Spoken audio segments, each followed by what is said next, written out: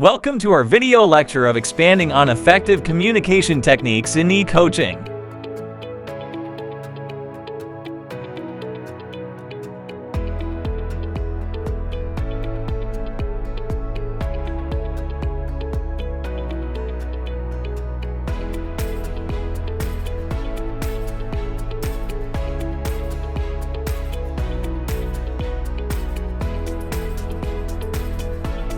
Here is what you will learn in the first section of Introduction. Brief overview of e-coaching. Importance of effective communication in e-coaching. Objectives of the lecture.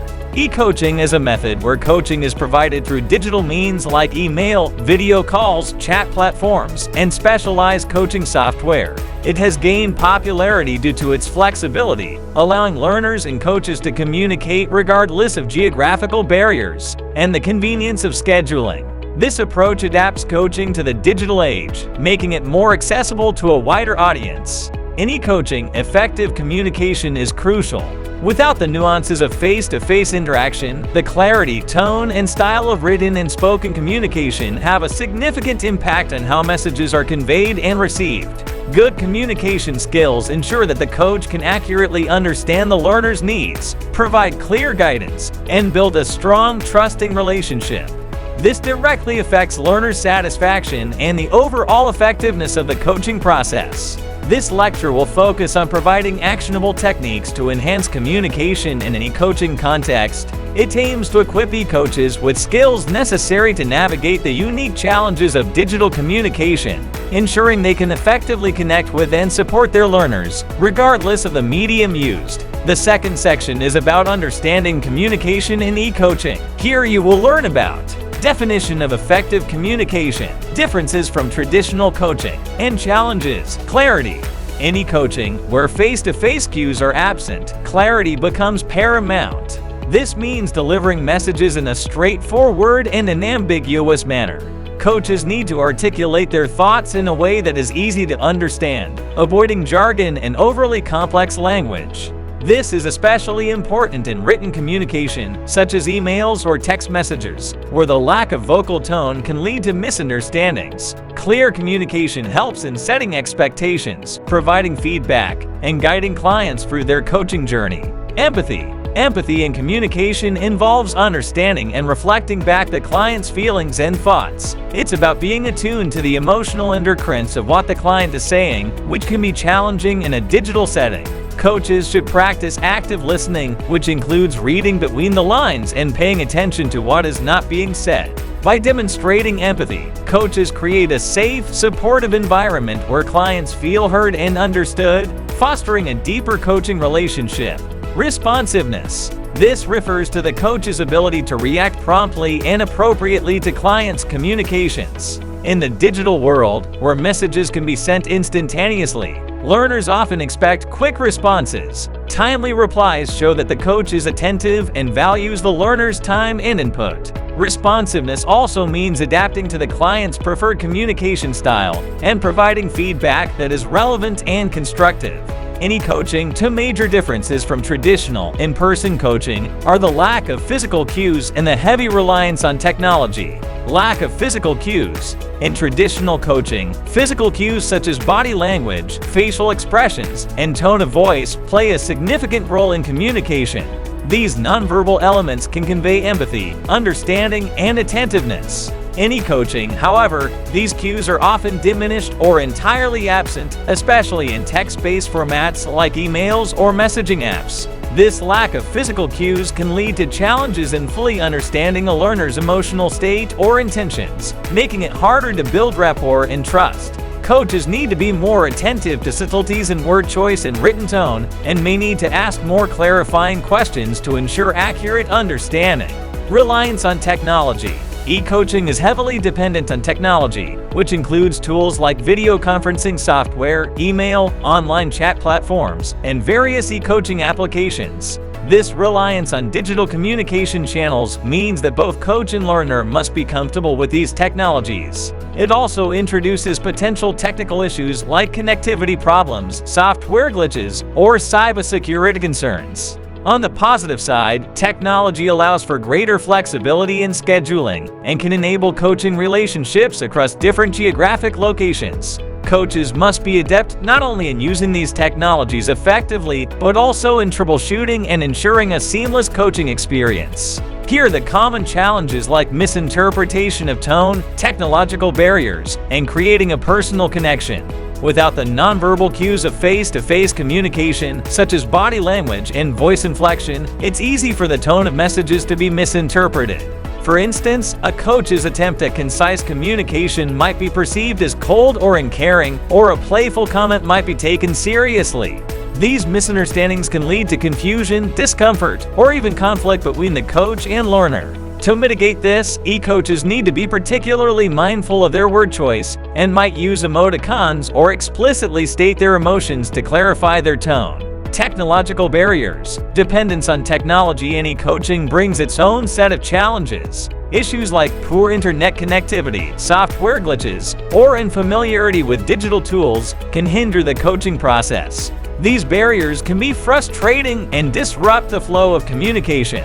Coaches need to be prepared with troubleshooting knowledge and have backup plans, like switching from video to a phone call. Also, ensuring that both coach and client are comfortable and proficient with the chosen technology is vital for smooth sessions. Creating a personal connection. Building rapport and a personal connection in a virtual environment can be challenging. The physical distance and the lack of informal, spontaneous interactions that occur in face-to-face settings can make the relationship feel more transactional. Coaches need to put in extra effort to create warmth and personal engagement. This can be achieved through techniques like showing genuine interest in the client's life beyond the coaching agenda, personalizing sessions, and being empathetic and responsive to the client's needs and emotions. The third section is about core communication techniques. Here you will learn about active listening, demonstrate how to show attentiveness in virtual settings, clear messaging, how to provide examples of concise and clear communication, like using bullet points in emails or clear agendas for calls. Emotional intelligence, recognizing learner emotions through tone and word choice, and responding empathetically. Use of technology. Best practices for setting up a good video call environment, email etiquette, and timely responses. Nodding and showing engagement visually. In video calls, use visual cues to show you are engaged. Nodding is a universal sign of understanding and attention.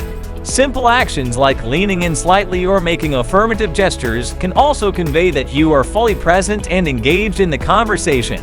Summarizing and paraphrasing. Periodically summarize or paraphrase what the learner has said. This not only shows that you are paying attention, but also helps to ensure that you've correctly understood their points. For example, you might say, "So, if I understand correctly, you're saying." This technique is effective in both video and text-based communication. Asking clarifying questions. Asking questions that prompt further explanation demonstrates that you are actively involved in the conversation and are interested in understanding the client's perspective more deeply. Questions like, "Can you tell me more about that?" or "What do you mean when you say?" are helpful. These questions encourage the client to explore their thoughts and feelings more thoroughly. Reflecting feelings and emotions. Show that you're not just listening to the words, but also tuning into the emotions behind them. In a virtual setting, this could involve acknowledging emotions that you sense, like saying, "It sounds like that was a frustrating experience for you." Minimizing distractions. Ensure that your focus is entirely on the learner during the session. Avoid checking emails, looking at your phone, or doing other tasks. This is important in demonstrating that you value the learner and their time. Maintaining eye contact. When on video calls, try to look into the camera as much as possible to simulate eye contact. This helps in creating a more personal and connected interaction, similar to a face-to-face meeting. In the fourth section, you will be able to acquaint advanced techniques for building rapport virtually, cross-cultural communication, and handling difficult conversations. Building rapport virtually in e-coaching involves several strategies that help in creating a connection and maintaining a strong, positive relationship with your learners. Here are some key strategies.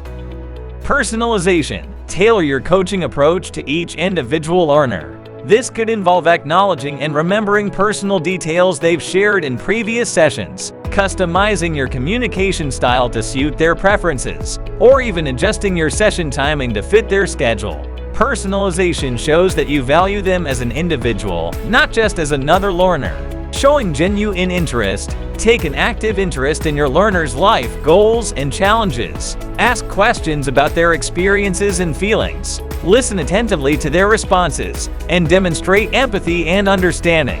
When learners feel that their coach is genuinely interested in their well-being and success, it strengthens their trust and openness in the coaching relationship.